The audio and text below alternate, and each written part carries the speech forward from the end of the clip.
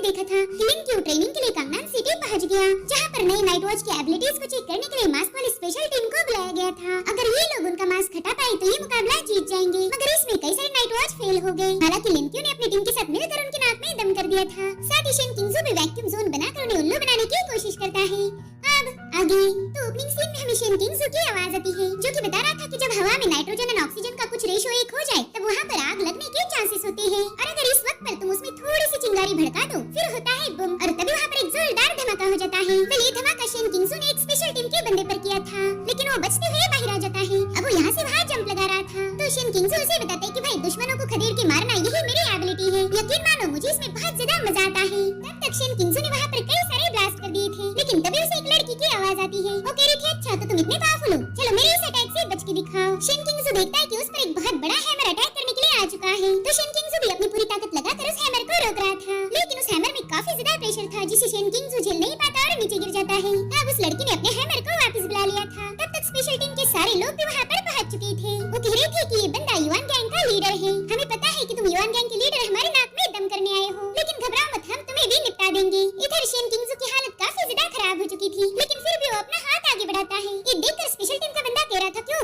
तुम में तो अभी भी थोड़ा सा दम बाकी है, और तभी शेन किंग्जू ने एक चुटकी बजाई। उसके एक ही इशारे पर वहाँ पर कई सारे नाइट वॉच आ चुके थे, जिन्होंने इन्हें चारों ओर से घेर लिया, जिसके बाद वो लोग जमीन में अपनी पावर्स रिलीज करते हैं, और उनके ऐसा करते ही वहाँ पर चारों ओर दीवारें बन गई। उन सभी दीवारों में खतरनाक वेपन इंस्टॉल थे, और इस तरह से शेन किंग्जू ने पूरी स्पेशल टीम को ही अपने गिरफ्त में ले लिया। और अब शेन किंग्जू बड़े ही कुल अंदाज में उन्हें इशारा कर देता है। वो कह रहा था चलो यार भून डालो इन्हें, जिसके चलते वहाँ पर गोलियों की बारिश होने लगी। शेन किंग्जू उन्हीं के बीच में अपनी बाहें फैलाए हुए था, ऐसा लगता है कि मानो उसे गोलियों से कोई डर नहीं। इधर स्पेशल टीम ने अपने आसपास एक पावरफुल शील्ड बना ली, जो कि इन सारे बुलेट के अटैक को झेलने लगती है। इधर शेन किंग्जू वहाँ से बाहर आते हुए कह रहा था कि इन पर तब तक अटैक करते रहो जब तक ये हार न मान ले। इधर स्पेशल टीम की भी हवा टाइट हो गई थी, वो कह रही थी कि हम ज्यादा देर तक इस शील्ड को रोक नहीं पाएंगे, और हम पर अटैक करने वाली आधी की आधी नाइट वॉच की टीम है। लगा नहीं था कि ये बंदा इतने सारे लोगों को यूनाइट कर पाएगा, जिस पर वो हैमर वाली बंदी कह रही थी कि मेरे ख्याल से यही लीडर का काम होता है। ये बंदा बहुत ही शानदार निकला। अब वो लोग अपने टीम लीडर से कहने लगे कि हम ज्यादा देर तक इस शील्ड को होल्ड नहीं कर पाएंगे, अब तो आपको ही कुछ एक्शन लेना पड़ेगा। तब तक शेन किंग्जू ने इन पर दो पावरफुल अटैक कर दिए,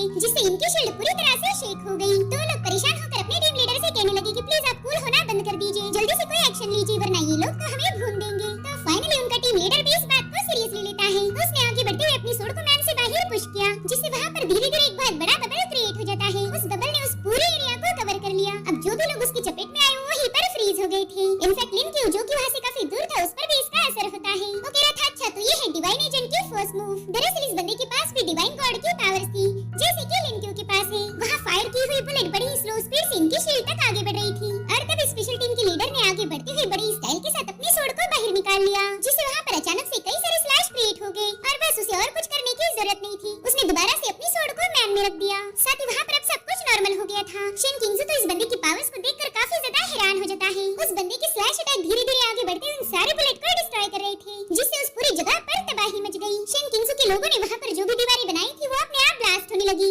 इसमें कई सारे नाइट वॉच घायल हो चुके थे। ये सब देखकर शेन किंग्जू की आंखें तो फटी की फटी रह गई। वहीं दूसरी तरफ कंट्रोल रूम के लोग ये सब कुछ देख रहे थे। वो कहते कि पहली बार नाइट वॉच के इतने सारे लोग मारे गए, अगर ऐसा ही चलता रहा तो यहाँ पर एक एजेंट भी जिंदा नहीं बचेगा। इधर लिंक्यू बड़ी आराम से उस तबाही को देख रहा था, जिसके बाद अपनी टीम से कहता है चलो अब एक्शन लेने की बारी हमारी है। इधर एक नाइट वॉच इतनी सारी तबाही देखकर काफी ज्यादा परेशान हो गया था, इसलिए वो मायूस होकर स्पेशल टीम के बंदे के सामने बैठ जाता है। वो अपने हाथ ऊपर उठाते हुए कहता है ओके चलो खत्म कर दो मुझे। ये सुनकर नाइट वॉच का बंदा भी थोड़ा सा शॉक हो गया। वो कहता है क्यों भाई इतने आसानी से हार मान रहे, तुम मुझे रेजिस्ट नहीं करोगे क्या? मुझे तो उम्मीद थी कि तुम फाइट बैक करोगे। तो बंदा अपनी सोड को नीचे डालते हुए कह रहा था कि ना मैं कोई फाइट नहीं करूंगा, अगर मैंने ऐसा किया तो तुम मेरी पावर्स को झेल नहीं पाओगे। जिसके बाद वो अपने दोनों हाथ जोड़कर आमी तौबा कहने लगा। वो कह रहा था कि अब मैं दोबारा से कोई मर्डर नहीं करना चाहता। तब तक एक गोल्डन परिंदा उसी बंदे के पास आने लगा। इधर शेन किंग्जू भी पत्थरों के ढेर से बाहर आ गया। वो देखता है कि वहाँ पर नए रिक्रूट्स की सारी लाशें बिछी है। स्पेशल टीम के लीडर के एक ही मूव ने इनका काम तमाम कर दिया था। कंट्रोल रूम के लोग देखते हैं कि इस धमाके में कई सारे लोग मारे जा चुके हैं। अब तो वहाँ पर गिने चुने ही न्यू रिक्रूट्स बचे हुए थे, और तभी बैटल ग्राउंड में एक जोरदार आतिशबाजी होती है। उसने सबका ध्यान अपनी ओर खींच लिया था। इसी जोरदार धमाके के साथ लिंक्यू की वहाँ पर एंट्री हो चुकी थी, और उसका अपोनेंट था स्पेशल टीम का लीडर। इधर उस स्पेशल टीम का बंदा कह रहा था चलो अब मैं ही तुम्हें खत्म कर देता हूँ, क्योंकि मुझे पता है तुम तो फाइट बैक करने से रहे। अब उस स्पेशल टीम का बंदा उस पर अटैक कर पाई इससे पहले वहाँ पर मॉली पहुँच गई। उसने हवा में जंप लगाते हुए सीधा उस बंदे पर अटैक कर दिया, लेकिन वो तुरंत ही साइड में हट चुका था। अब वो बड़ी ही तेजी से वहाँ से भागने लगता है, और मॉली उसका पीछा कर रही थी। इधर ये बंदा बिल्कुल शांति से बैठा हुआ था। तभी लिंक्यू आकर उसके कंधे पर हाथ रख देता है। वो कह रहा था कि तुम्हें मुझसे क्या गोल्डन रोप में जकड़ लिया है। बेली ट्यूमिंग लिनक्यू को बता रहा था भाई देखो आ गया। लिनक्यू देखता है कि स्पेशल टीम का लीडर उसकी तरफ आगे बढ़ रहा है। वो कहता है बेली ट्यूमिंग अब इस बंदे की जिम्मेदारी तुम पर है। ये सुनकर बेली दांत निकालने लगा। अब उसने जितने भी गैजेट पहने हुए थे वो अचानक से ग्लो करने लगे, यानी कि वो कोई स्पेशल ट्रेजर्स थे। वो लिनक्यू से कहता है कि भाई मैं अपना टास्क पूरा करूंगा। जिसके बाद उस बंदे को लेकर वहाँ से भागने लगा। बेली ने जिस बंदे को टाई किया था वो तो बस लिनक्यू के बारे में ही सोचने लगता है। वहीं दूसरी तरफ मॉली ने उस स्पेशल टीम के बंदे के नाक में दम कर दिया था। वो उस पर खतरनाक अटैक करने ही वाली थी, लेकिन तभी उस बंदे ने ग्रेविटी रिवर्स को एक्टिवेट कर दिया, जिससे ग्रेविटी रिवर्स होते हुए मॉली को पीछे पुश कर देती है। लेकिन मॉली उतनी ही स्पीड से दोबारा से उस बंदे के पास आ चुकी थी। उसने तो इस बार अपने घुटने को ही उसके मुंह पर दे मारा था, लेकिन तभी वहाँ पर हैमर आ गया जो कि मॉली को पीछे पुश कर रहा था। उस बंदी ने अपने साथी को भी एक पंच मार के हवा में उड़ा दिया। वो कह रही थी कि इस लड़की से तुम्हारी बहन निपटेगी। जिसके बाद वो अपना हैमर वापस समन कर लेती है। वो अपना हैमर स्पिन करते हुए कह रही थी कि बच्ची अब तो तुम्हें मैं काफी अच्छे से परेशान करूंगी। इधर बेली जिस बंदे को लेके जा रहा था वो लिनक्यू के बारे में पूछने लगता है। इधर बेली तो बड़ी ही तेजी से भाग रहा था और तभी उसे अपने सामने एक मास्क वाला बंदा नजर आता है, इसलिए उसने तुरंत ही ब्रेक मारते हुए अपनी डायरेक्शन बदल दी। लेकिन वो बंदा तो बार बार बस लिनक्यू के बारे में ही पूछने लगता है, इसलिए बेली भी गुस्से में रुक गया। वो कह रहा था भाई ये लोग हमें जान से मारना चाहते हैं, मैं तुम्हें उनसे बचाऊं या फिर तुम्हारे सवालों का जवाब दूं? क्या तुम ये सब बाद में नहीं पूछ सकते? अब बेली उस बंदे के साथ बात करने में बिजी था कि तभी स्पेशल टीम का बंदा पीछे से आकर उस पर अपनी स्वॉर्ड से अटैक कर देता है। मगर उसी वक्त एक गोल्डन शील्ड एक्टिवेट हो गई, जिससे हिट होते ही उस तलवार के टुकड़े टुकड़े हो गए। तो स्पेशल टीम का बंदा तुरंत ही पीछे हटते हुए इनविजिबल हो जाता है। इधर बेली ट्यूमिंग उस बंदे को बताने लगा कि भाई ये मेरा बॉडीगार्ड है, इसीलिए तुम तो बिल्कुल भी मुझे हर्ट नहीं कर सकते। जिसके बाद वो दो गोल्ड ब्लेड समन कर लेता है। वो कह रहा था देखो ये है मेरी फॉरबिडन रुइंस की पावर। और अब उसकी एक ब्लेड जाकर सीधा उस बंदे पर अटैक करना शुरू कर देती है। अब उसके पास तो कोई स्वॉर्ड बची नहीं थी, इसलिए जैसे तैसे अपनी जान बचाकर वहाँ से भाग चुका था। इधर बेली ट्यूमिंग इस न्यू रिक्रूट से कह रहा था कि देख भाई एक तो तू फाइट नहीं कर रहा और ऊपर से मुझे भी डिस्टर्ब कर रहा। अगर जिंदा रहना चाहते हो तो प्लीज अपना मुंह बंद रखो। जिसके बाद अपनी गोल्डन रॉक्स को रिलीज कर देता है। वो कह रहा था कि जब तक तुम इस रोप के सर्कल में रहोगी कोई तुम्हें हर्ट नहीं कर पाएगा। अगर बाहर पाँव निकाला तो फिर भाई अपनी कोई जिम्मेदारी नहीं है। आज बेली ट्यूमिंग ने अपना एक ग्लास बाहर निकाल लिया। उस ग्लास की मदद से वो किसी भी इनविजिबल बंदे को देख सकता था और तभी उसे वो इनविजिबल बंदा नजर आता है, इसलिए बेली ट्यूमिंग ने तुरंत ही उस पर अपनी ब्लेड से अटैक करना शुरू कर दिया, जिससे उस स्पेशल टीम का बंदा जैसे तैसे बचता जा रहा था। वो परेशान होकर कहता है कि पता नहीं इस मोटे के पास इतने सारे ट्रेजर्स कहां से आ गए। वहीं दूसरी तरफ वो बंदा दोबारा से बेली से पूछता है कि बताओ ना उस बंदे का नाम क्या था। ये सुनकर बेली इरिटेट होकर कह रहा था कि भाई मान गया तुम्हें, तुम तो एक नंबर के जिद्दी हो। वेल मेरे दोस्त का नाम है लिनक्यू। जिसके बाद बेली सीधा उस स्पेशल टीम के बंदे पर कूद जाता है। वो कह रहा था देख दोस्त ये है मेरा नया ट्रेजर, अब चल इसके भी थोड़े से मजे ले ले। इधर उस बंदे को अपने मास्टर ने कही बात याद आती है। उसे बताया गया था कि कांगनान ट्रेनिंग सेंटर में उसकी एक बहुत ही शानदार बंदे से मुलाकात होगी जो कि दिल का बहुत ही अच्छा है। तो बंदा दोबारा से लिनक्यू के बारे में सोचने लगता है। उसे कुछ विजन्स भी नजर आ रहे थे जिसमें वो कह रहा था कि बस लिनक्यू ही मेरी दुनिया को बचाएगा। और अब वो रोप से बाहर आकर अपनी स्वॉर्ड को उठा लेता है। वो कह रहा था कि इन सभी लोगों ने मुझे अकेला कर दिया। वेल कोई नहीं, अब फाइट करने की बारी मेरी है। और तभी वहाँ पर बेली ट्यूमिंग का परिंदा आ जाता है। बेली उसी के जरिए इस बंदे से बात कर रहा था। उससे पूछता है कि भाई तुम उस रोप से बाहर क्यों आ गए? जिस पर ये बंदा कह रहा था कि सबको लगता है कि मैं कमजोर हूँ, इसलिए अब मुझे उन्हें अपनी पावर शो करनी होगी। और अब हमें कुछ दिनों पहले की कहानी दिखाई जाती है जहाँ पर ये बंदा पहली बार ट्रेनिंग सेंटर में आया था। सो गाइस ये है चाओ युवान और इसकी पावर्स की एक झलक हमने पिछले एक एपिसोड में देख ली थी। ट्रेनिंग सेंटर का बंदा उसे कह रहा था कि चाओ युवान तुम्हारी फॉरबिडन रुइंस की पावर बहुत ही ज्यादा खतरनाक है, इसलिए जब तक ज्यादा जरूरत ना पड़े तब तक तुम अपनी पावर्स का यूज नहीं करोगे। साथ ही हमारे ट्रेनिंग सेंटर ने तुम्हारी स्पेशल पावर को सप्रेस करने के लिए कुछ ट्रेजर भी बना लिए हैं ताकि जरूरत पड़ने पर हम तुम्हारी पावर्स को सप्रेस कर पाए। और अब कहानी फिर से प्रेजेंट टाइम में आ जाती है। चाओ युवान आगे बढ़ ही रहा था कि तभी उसके सामने स्पेशल टीम का एक बंदा आ जाता है। उसे हैमर वाली चिंग वेई ने थोड़ी देर पहले एक लात मार के उड़ा दिया था। तो इस बंदे की सिचुएशन कुछ ऐसी थी कि आसमान से गिरे और खजूर में अटके। बंदा चाओ युवान से पूछता है क्या तुम अपनी स्वॉर्ड बाहर निकालने वाले हो? जिस पर चाओ युवान कहता है कि अगर तुम मुझे अपने राजा के पास ले जाओ तो शायद मैं तुम्हें कुछ नहीं करूंगा। मगर वो बंदा तो चाओ युवान को हल्के में ले रहा था। वो कह रहा था बॉस यहाँ पर तेरे साथ कोई नहीं, इसलिए पहला तो मुझे हरा। मुझे क्रॉस करने के बाद ही तू मेरे लीडर का सामना कर पाएगा, इसलिए पहला तो मुझे हरा। ये सुनकर चाओ युवान तुरंत ही आमिताभा कहने लगा। तो बंदा कहता है ओहो आमिताभा कोई मंत्र तो नहीं पढ़ने वाले? जिस पर चाओ युवान बताने लगा हाँ मैं किसी को भी खत्म करने से पहले अपने मंत्रार्थ जरूर पढ़ता हूँ। मेरे मंत्र खत्म होने तक का टाइम है तुम्हारे पास, अगर चाहो तो यहाँ से भाग सकते हो। जिस पर बंदा उसका मजाक उड़ाते हुए कहने लगा यार तुम बातें तो ऐसी करते हो मानो अभी यहाँ पर आग लगने वाली है। और उसी वक्त वाकई में वहाँ पर आग लग गई थी। तब तक उस बंदे ने भी अपनी पावर्स को एक्टिवेट कर दिया और उसी वक्त शन किंग्सू ने उस पे पंच हिट कर दिया था। वो बंदा कहता है यार तुम्हें तो बस स्नेक अटैक करने में मजा आता है। अब वो भी किंग्सू को पंच हिट करने चला गया, लेकिन किंग्सू ने अपनी वैक्यूम पावर्स का यूज करके उसे डिस्ट्रॉय कर दिया। वो कह रहा था कि मैं बड़े ही आसानी से तुम्हें जलाकर राख कर सकता हूँ। अब दूसरी ओर हमें लिनक्यू और स्पेशल टीम का लीडर दिखाया गया। वो लिनक्यू से कहता है कि मैं तुम्हारा ही इंतजार कर रहा था डिवाइन एजेंट। तो लिनक्यू से बताता है कि मैं तो एक न्यू रिक्रूट हूँ, अगर तुमने मेरे खिलाफ अपनी स्वॉर्ड का यूज किया तो इसका मतलब ये है कि तुम एक नंबर के बेशरम हो। तो लीडर अपनी स्वॉर्ड निकालते हुए कहने लगा कि तारीफ के लिए शुक्रिया। इधर लिनक्यू ने भी अपनी तलवार बाहर निकाल कर बड़ी ही तेजी से उस पर जंप लगा देता है। वो उसकी स्वॉर्ड को देखकर सोचता है कि इसकी स्वॉर्ड टाइम को डिले कर सकती है। साथ ही इसकी स्वॉर्ड की धार में एक अजीब सी लाइट है, यानी कि इस बंदे के पास एक साथ दो एबिलिटीज है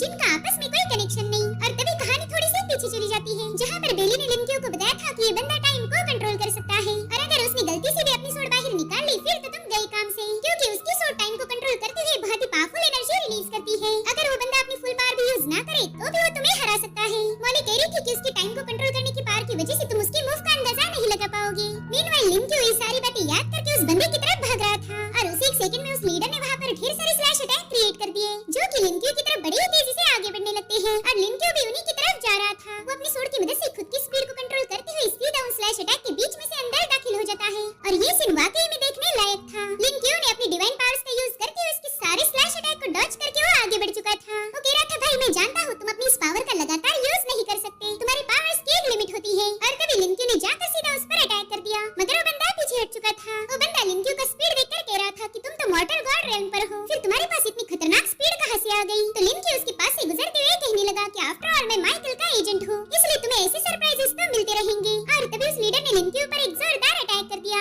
जिसे लिनक्यू अपनी सोड से रोकने लगता है। उनके इस क्लैश में वहाँ पर एक बहुत बड़ा ब्लास्ट हो गया था, और इधर ये दोनों डिवाइन एजेंट एक दूसरे के साथ फाइट करना शुरू कर देते हैं। उन्हें तो बस एक दूसरे की पावर्स को आजमाना था। अब इन दोनों में ऐसी तगड़ी फाइट चल ही रही थी कि तभी हमें बेली ट्यूबिंग दिखाया जाता है, जिसने लिनक्यू को एक फॉरबिडन ऑब्जेक्ट के बारे में बताया था। वो कहता है कि अगर इसे सोड पर लगाया जाए तो सोड के रूइंस की पावर कम हो जाएगी। वो सोड एक फॉरबिडन रूइंस के एजेंट की नहीं बल्कि काम सोड बन के रहेगी, और इससे तुम्हें फाइट में फायदा होगा। और वैसे ही कई सारे टिप्स हम लीडर की सोड पर देखते हैं, यानी कि ट्रेनिंग सेंटर के लोगों ने इसकी सोड पावर को सप्रेस किया था। बेली बताता है कि ऐसी स्पेशल सोड मुझे मेरी फैमिली ने गिफ्ट की थी, और उसी से मैं मच्छरों को काटता आया हूँ। तो मॉली उसकी बातों से इंप्रेस होकर उससे कहती कि मैं तुम्हारा नाम भूल गई, क्या मुझे बता सकते हो कि तुम हो कौन। ये सुनकर तो बेली ट्यूबिंग के दिल की धड़कनें बढ़ गई। वो मॉली से बड़ी स्टाइल के साथ कहने लगा कि मैं हूँ बेली ट्यूबिंग। मॉली तो उसके पास जो भी ट्रेजर्स थे उन्हें देखकर हैरान हो गई। वो कहती है कि मैंने तो इन ट्रेजर को म्यूजियम में देखा था। तो बेली ट्यूबिंग कहते हैं, हाँ ये मेरी फैमिली ने खरीद लिए, लेकिन मैं तुम्हें बता दूं मैं बहुत ही गरीब घर से बिलोंग करता हूँ। मगर मॉली समझ गई कि ये बंदा काफी ज्यादा रईस है। वो कह रही थी कि मैं इन अमीर लड़कों से सबसे ज्यादा नफरत करती हूँ। ये सुनकर तो बेचारी बेली ट्यूबिंग का दिल टूट गया था। अब कहानी फिर से प्रेजेंट टाइम में आ जाती है, जहाँ पर बेली का हमिंग बर्ड एक स्पेशल एजेंट की वाट लगा रहा था। वो बंदा तो इन परिंदों के अटैक से काफी ज्यादा परेशान हो गया, और वो देखता है कि वहाँ पर एक नहीं बल्कि ढेर सारे परिंदे हैं। वो खुद से ही कह रहा था कि इन परिंदों की कीमत है 1 लाख युवान, और इस बंदे के पास तो ऐसे काफी सारे परिंदे हैं। इसलिए वो बेली से पूछता है कि कहीं तुम ट्यूबिंग फैमिली के मेंबर तो नहीं हो। इसलिए इस बार बेली गुस्से में कहने लगा कि ना, मैं 1000 दफे बता चुका हूँ कि मैं एक ऑर्डिनरी फैमिली से बिलोंग करता हूँ, लेकिन लोगों को तो मेरी बात पर यकीन ही नहीं होता। दरअसल वो यहाँ पर मॉली की रिजेक्शन की वजह से भड़का हुआ था,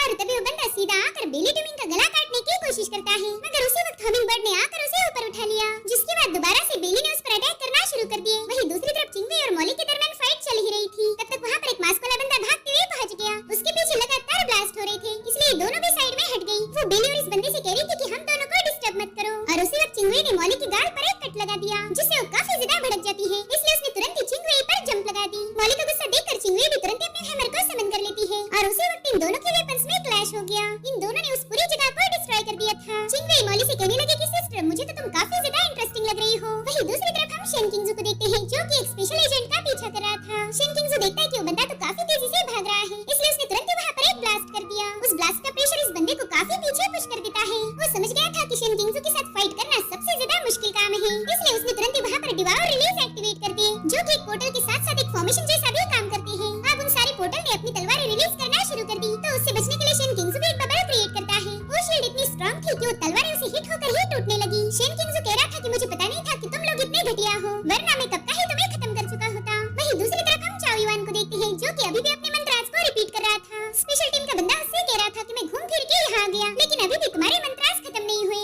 देखो यार, अगर ऐसा ही करते रहोगे तो मैं बोर हो जाऊंगा। सो चाओ युआन कहता है ठीक है, अब मेरा हो गया। जिसके बाद वो अपनी सोड को बाहर निकालने लगता है। उसके ऐसा करते उस सोड से बहुत ही खतरनाक ऑरा रिलीज होने लगी। उस बंदे से कहता है कि भगवान तुम्हारी आत्मा को शांति दे। जिसके बाद हम एक बहुत ही खतरनाक मॉन्स्टर को देखते हैं। उसने चाओ युआन की पूरी बॉडी का कंट्रोल लिया था। थोड़ी देर में चाओ युआन पागलों जैसा हंसने लगा। अब वो पूरी तरह से एक डीमन में बदल चुका था। उसका खतरनाक रूप देखकर तो वो बंदा हैरान हो जाता है। साथ ही उसके पीछे एक बहुत बड़ा डीमन क्रिएट हो गया, जिसके 4 हाथ थे, और वो अपने पावर्स को रिलीज करना शुरू कर देता है, जिससे उस पूरी जगह में तबाही मच गई। यही थी चाओ युआन की फॉरबिडन रूइंस की पावर। अब वो पागलों जैसा अपने सिर पर हाथ मार के हंसने लगा, जो देखकर उस बंदे को समझ ही नहीं आ रहा था कि अब उसने क्या करना चाहिए। और उसी वक्त चाओ युआन ने सीधे जाकर उस पर हमला कर दिया। उसके एक ही ब्लो में वो बंदा सीधे दीवार पर जाके ही चिपक गया। उस एक ही अटैक में इस बंदे के अंजर पिंजर ढीले हो गए। वो कह रहा था बाप रे, ये क्या चीज है। वहीं दूसरी तरफ हम लिंकी और लीडर की फाइट देखते हैं। ये दोनों भी देखते हैं कि चाओ युआन ने अपने पावर्स को एक्टिवेट कर दिया। वेल चाओ युआन को ब्लैक किंग स्लैश भी कहा जाता है, और उसके पास 031 नंबर की फॉरबिडन रूइंस थी, यानी कि गॉड सक्सेसर के बाद जिसके पास सबसे ज्यादा पावर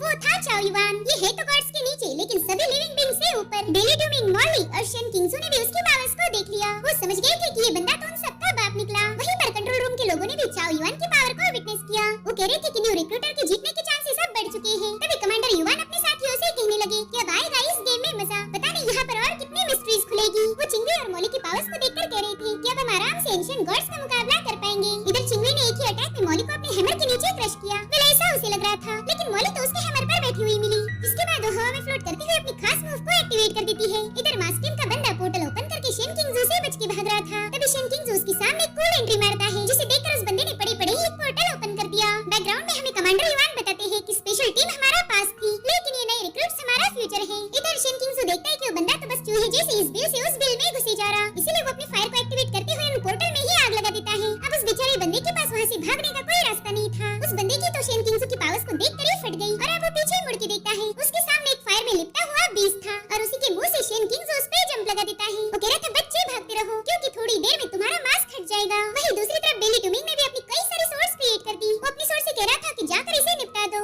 अब इतनी सारी सोर्स को अपने सामने देखकर वो मास्क वाला बंदा काफी ज्यादा डर गया था। तब तक उसका दूसरा साथी भी चाओ युआन से डर के वहाँ पर पहुंच चुका था। ये लोग देखते कि उन पर अब तलवारों की बारिश होने वाली है, इसलिए तुरंत वहाँ से भागना शुरू कर देते हैं। हालांकि वो तलवारें अभी भी उन पर बारिश जैसे बरस रही थी। इसी वक्त वहाँ पर चाओ युआन की भी एंट्री होती है। अब वो दूसरा बंदा जिसने चाओ युआन को पहली बार देखा था, वो कहता है भाई यहाँ पर चल क्या रहा है, मेरे ख्याल से ये नए बंदे हमारी छुट्टी कर देंगे। और तभी चाओ युआन जोर जोर से हंसते हुए उन पर एक स्लैश अटैक कर देता है। तो ये बंदा भी उसे ठेंगा दिखाते हुए ग्रेविटी रिवर्स को एक्टिवेट कर देता है, जिससे वो लोग वहाँ से भागने में कामयाब हो गए। ऐसा उन्हें लग रहा था, लेकिन उसी वक्त चाओ युआन ने अपनी इवल पावर को रिलीज कर दिया, जो कि ग्रेविटी के अगेंस्ट जाकर उन्हें पकड़ लेती है। और इवल शैडोज ने तो इन दोनों बंदों की हालत खराब कर दी। तभी बेली वहाँ आकर चाओ युआन की तारीफ में तालियां बजाने लगा। वो कह रहा था यार भाई चाओ युआन तुम तो अमेजिंग हो यार। मगर चाओ युआन ने उसके परिंदे के 2 टुकड़े कर दिए, जो देखकर बेली के चेहरे का रंग उड़ गया। और उसी वक्त चाओ युआन ने उस पर स्लैश अटैक कर दिया, जिसमें बेली तो पीछे हट गया लेकिन उसका नाक भूंज गया। इसलिए बेली इधर उधर भागते हुए कह रहा था कि भाई चाओ युआन तुम तो दोस्ती के नाम पर कलंक निकले। इधर मास्क टीम का बंदा कह रहा था कि जब तक हमारा लीडर हार नहीं मानता ये मुकाबला हमारे हाथ से कहीं नहीं गया। वहीं दूसरी तरफ हमें लिन की और उस लीडर की जबरदस्त फाइट दिखाई जाती है। वो लीडर लिन को पीछे पुश करते हुए कहने लगा कि जैसे मेरी पावर की लिमिट है वैसे ही तुम्हारी भी है। अब उसने वहाँ पर एक बबल क्रिएट करते हुए ढेर सारे स्लैश अटैक करना शुरू कर दिए। इधर लिन की आंखें भी चमकने लगी, जिसके बाद वो अपनी तलवार को घुमाते हुए सीधा जंप लगा देता है। वो बड़ी तेजी से उन स्लैश अटैक से बचते हुए लीडर के करीब जाने लगा।